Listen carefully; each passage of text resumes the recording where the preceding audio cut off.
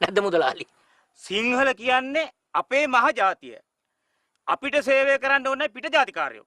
දැන් දෙමළ මිනිහෙක් පත් කළා කියලා ඇති ප්‍රශ්නේ මොකද්ද? නෑ. ප්‍රශ්නයක් තියෙනවා. හරි හරි ඉතින් ප්‍රශ්නේ කියනවාකෝ.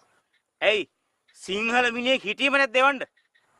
හරි ලේකම් මහත්තයා දැන් සිංහල නිලධාරියෙක් එවන්න ඕන දෙමළ නිලධාරියෙක් කියව ප්‍රශ්නයක් නන්නේ. දැන් මං අහන්නේ ප්‍රශ්නේ මොකද්ද කියලා. මෙව්වා සිංහල ගම්. ඒකයි තියෙන ප්‍රශ්නේ. ඔන්න ඕකනේ ලේකම් මහත්තයා කියන්නේ. තමුසලාට මේකේ ප්‍රශ්නිකුත් නැහැ. නිකන් බොරු බිල්ලමවනවා.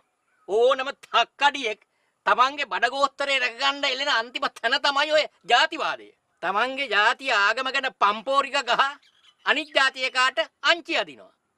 යකෝ තමන්ගේ රටට ජාතියට ආදරයක් තියනවා නම් කරන්න ඕනේ මේ ඇමරිකාවට බැන ඉන්න නැතුව තමන්ගේ රටට සේවයක් කරන එක. මේ තමුසොයි මටද කියන්නේ? ඔව් තමුසර තමයි ඔය කියන්නේ. ඔය සංවර්ධන නිලධාරියාගේ ජාතිය ජන්මේ ගැන හොයන්න නැතුව උගෙන් වැඩක් ගන්න පුළුවන් ක්‍රමයක් හොයලා බලනවා. දැන් උට වැඩ කරන්න බැයි නම් අන්න ගහලා පැන්නුවක් කමන්නේ. සිංහලෙන් වැඩ කරන්න බැයි නම් ඒක තර්කයක් තියෙනවා. එහෙම නැතුව දෙමළ වූ පමණින් ඌ පන්නන්න හදනවා නම් ඒකට මං විරුද්ධයි. ඒක කිසිම පදනමක් නැහැ. ඒක තියෙන එකම පදනම තමයි ඔය ජාතිවාදය අවුස්සලා තමන්ගේ බඩගෝත්තරේ රැක ගන්න try කරන එක.